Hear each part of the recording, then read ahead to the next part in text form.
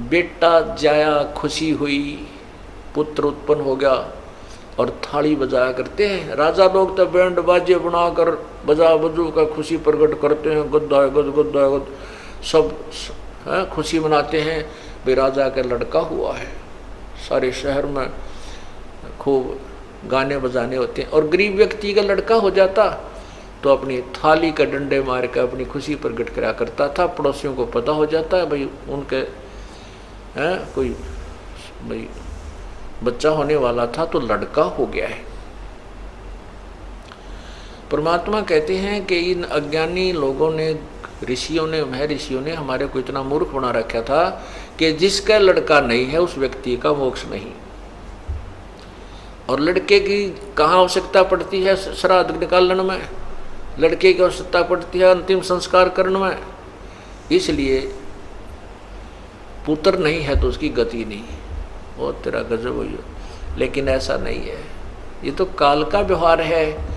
उस परम पिता के दरबार में, उस परम पिता के मार्ग में ऐसा नहीं है। लड़के और लड़की में कोई अंतर नहीं है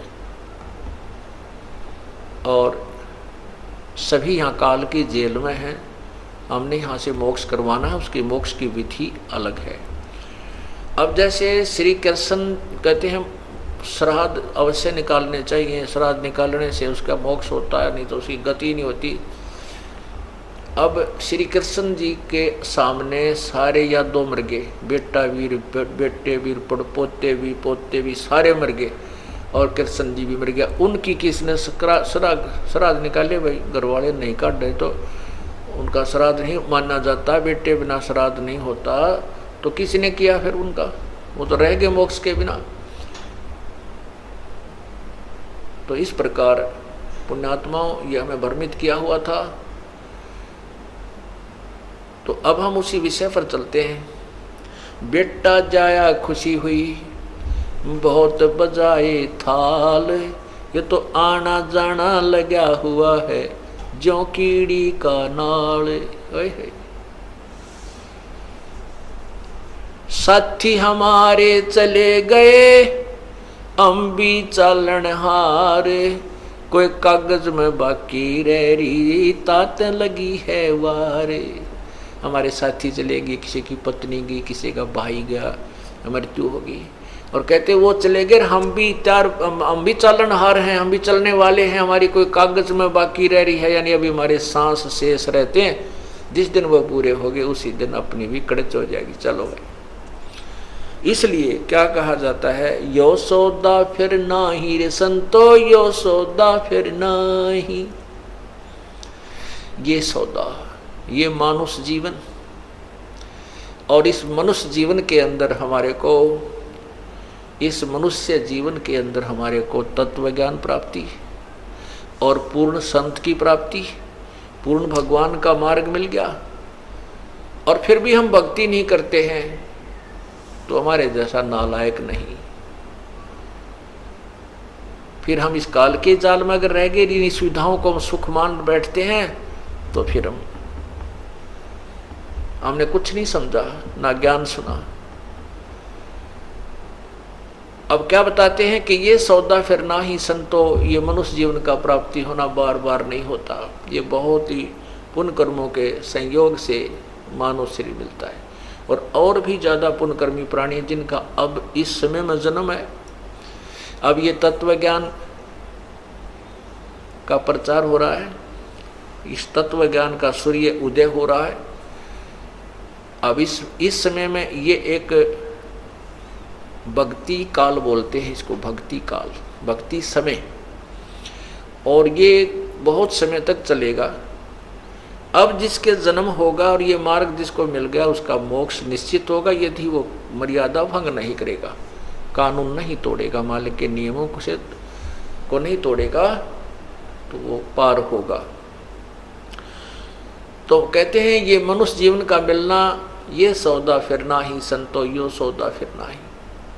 ये लोहे जैसा ताव जात है काया देश राही। जिस प्रकार लोहे को गर्म कर दिया जाता है, लोहे को खूब गर्म करके उसको बाहर निकालता था कारीगर, और उसके ऊपर फिर तुरंत उसके ऊपर हथौड़े से घन से चोट मारता था और उसका जो भी कोई पलटा चमटा बनाना होता उसका बना लिया करता था। और यदि वो थोड़ा सा भी ठंडा हो जाए वो लोहा, तो उस पे चाहे पूरे गणने से कूट लो, वो वस्तु नहीं बन सकती जिसके लिए वो गर्म किया गया था। और ठंडा हो जाने के बाद उस पर कितना प्रयत्न करो वो वस्तु नहीं बन सकती जिसके लिए वो सारा व्यवस्था जोड़ी गई थी। थोड़े से भी ताव में कमी आ जाने से वो वस्तु नहीं बन पाती। ये मनुष्य शरीर जब तक आपके पास है ये लोहा गर्म है, और इसके ऊपर ये राम नाम की चोट लग गई तो इससे मोक्ष प्राप्ति हो जाएगी, अन्यथा ये व्यर्थ है। फिर तो बांगा टेढ़ा बन जाएगा, कुत्ते गधे सुअर का मुंह लगेगा, भूंडा टेढ़ा बुरा, तो हम फिर बांगे टेढ़े हो जाएंगे। फिर क्या बताते हैं, 3 लोक और भवन चतुर्दश सब जग सौदे आही।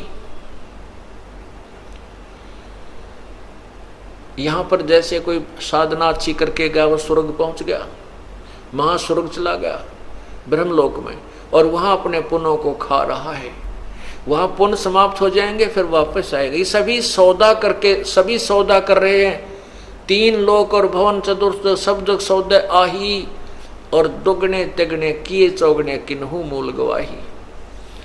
जिन पुण्यात्माओं को पूर्ण संत मिल गए, उन संतों के बताए मार्गदर्शन के अनुसार वो अपने क्रियाओं को करते हैं, दान करते हैं, सेवा करते हैं, सत्संग सुनते हैं, भगवान की भक्ति करते हैं, तो वो अपने इस श्वास रूपी पूंजी से, मनुष्य रूपी धन से को दुगने तिगने और चौगने कर रहे हैं। और जो इसी जैसे एक सेठ पैसे लेकर के 1 लाख रुपया दूसरे कहीं चला जाता है दूसरे शहर में, वहाँ किराए पर कोई मकान ले लेता है, किसी धर्मशाला में कमरा वगैरह लेता है, और वहाँ एक दूसरा जो है वो भी वहाँ गया हुआ है, वो भी अपना बिजनेस करने गया है, सौदा करने गया है, दूसरा भी सौदा करने गया है, दोनों ने वहाँ कमरे लिए हैं। एक तो अपना बिजनेस व्यापार करके और पैसा बढ़ा रहा है, और एक दूसरा उसी जो धन लेकर गया था 1 लाख रुपया, उसी में तो किराया दे रहा है, उसी में से सामने गुट्टी ला कर सो जाता है, शराब पीता है, अच्छे रेस्टोरेंटों में खाना खाता है, तो वो निर्धन हो जाता है, वो बिजनेस नहीं करता है। और जो साथ में सौदा कर रहा है उसी पूंजी से वो 1 लाख के 2-3 लाख बना कर लाता है, और जो बिजनेस नहीं कर पाता, रेस्टोरेंटों में मौज उड़ाता फिरता है, गुट्टी ला लेता है, वो अपनी मूल धन को नष्ट करके मुंह लटका के आता है और वो निर्धन बन जाता है। ऐसे ही ये श्वास रूपी पूंजी मनुष्य जीवन जो आपको प्राप्त हुआ, ये आपका मूल धन है। और जो पुण्यात्मा इसमें अपनी हिम्मत करके कोई साधना भक्ति कर रहे हैं, सत्संग में आ रहे हैं, दान कर रहे हैं, सेवा कर रहे हैं, ये इस मूल धन से दुगने तिगने और चौगने बढ़ा रही है।